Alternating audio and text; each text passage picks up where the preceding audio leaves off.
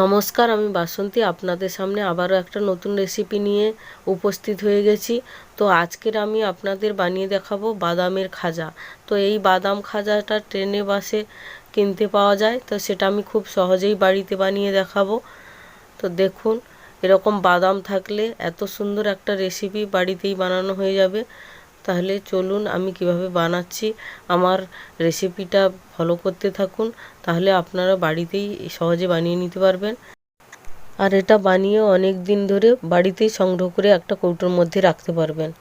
তাহলে আমি প্রথমে এরকম ভাজা বাদাম নিয়েছি। আপনারা চাইলে খোসা সমেত যে চিনে বাদামটা হয় ওই বাদামটাও বাড়িতে নিয়ে এসে আপনারা খোসা ছাড়িয়ে এরকমভাবে করে নিতে পারেন। তো আমি সরাসরি এরকম প্যাকেট কিনে নিয়ে চলে এসেছি। তো এই প্যাকেটে আছে 500 গ্রামের মতো। এতটা নিয়ে আমি রান্না করব না যেহেতু, তো এর একটা মাপ আছে, সেই মাপ দেখিয়ে আপনাদেরকে বলে দিচ্ছি। প্রথমে আমি প্যাকেটটা কেটে বাদামগুলোকে ঢেলে দিচ্ছি। তারপর নিয়ে নিচ্ছি এরকম একটা কাপ। এই কাপ মেপেই আমি বানাবো বাদাম খাজাটা। আমি এখানে 1 কাপই বাদাম নিয়ে নিচ্ছি। এরপর বাদামটাকে আমি সাইডে রেখে দিচ্ছি। তারপর একটা থালা নিয়ে নিচ্ছি। বাদাম খাজাটা যার মধ্যে সেট করব সেটার মধ্যে আমি অল্প তেল লাগিয়ে এরকমভাবে মাখিয়ে নিচ্ছি।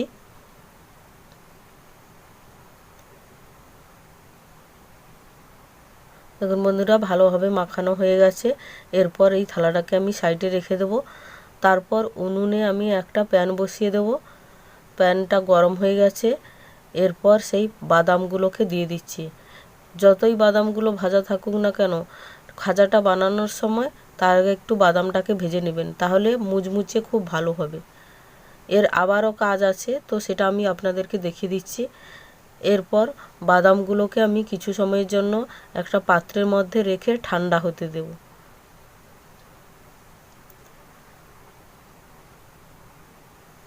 এইরকমভাবে কিছু সময় রাখলে বাদামগুলো ঠান্ডা হয়ে যাবে। দেখুন বন্ধুরা, বাদামগুলো ঠান্ডা হয়ে গেছে।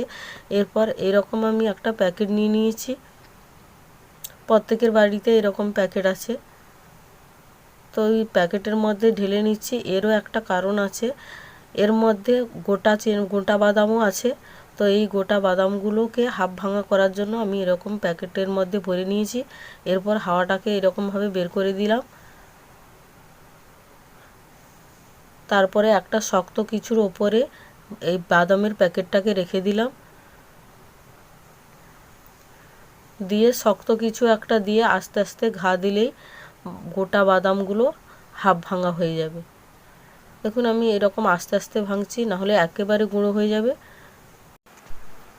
দেখুন বন্ধুরা, হয়ে গেছে। এরপর আমি প্যাকেটের মুখটাকে খুলে একটা পাত্রের মধ্যে আবারও রেখে দিচ্ছি।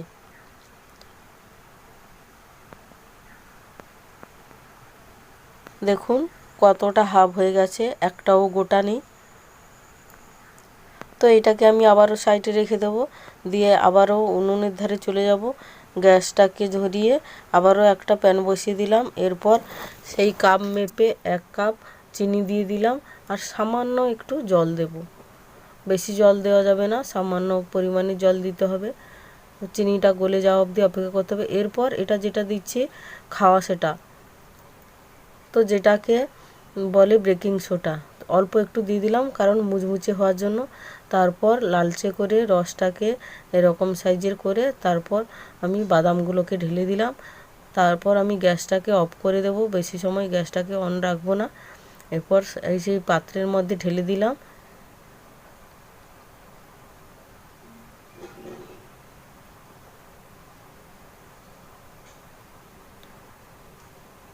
এরপর আমি এই খন্তির সাহায্যে এরকমভাবে মিলিয়ে দেবো। বেশ সুন্দরভাবে সেট করে দিতে হবে। এরপর খেয়াল রাখতে হবে হালকা ঠান্ডা হয়ে গেলে আমি কেটে নেব। এই ছুরির সাহায্যে এরকমভাবে কেটে নেব, নাহলে বেশি শক্ত হয়ে গেলে কাটা যাবে না, ভেঙে যাবে। আমি 4 কোণা শেপ দিয়ে 15 মিনিটের জন্য ঠান্ডা হতে দেব।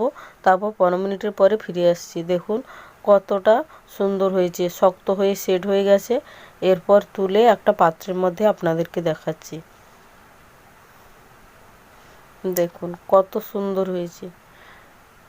যেটা ভাঙছে না সেটা আমি আলতো করে হাত দিয়ে চাপলেই ভেঙে যাবে। দেখুন এই যে কত সুন্দর ভেঙে যাচ্ছে। আপনারাও বাড়িতে এই রকম বানিয়ে কৌটোর মধ্যে রেখে দিতে পারেন, বাচ্চাদের টিফিনেও দিতে পারেন। তো এই রকমভাবে এই রেসিপিটা বানিয়ে নেবেন, খুব ভালো লাগবে, আর কিনে খেতে হবে না। যদি আমার এই রেসিপিটা ভালো লেগে থাকে লাইক কমেন্ট শেয়ার করবেন এবং সাবস্ক্রাইব করে আমার পাশে থাকবেন। ভালো থাকবেন, সুস্থ থাকবেন। দেখা হচ্ছে আবারও কোনো এক রেসিপি নিয়ে। তাহলে আজকের জন্য বিদায় নিচ্ছি, টাটা।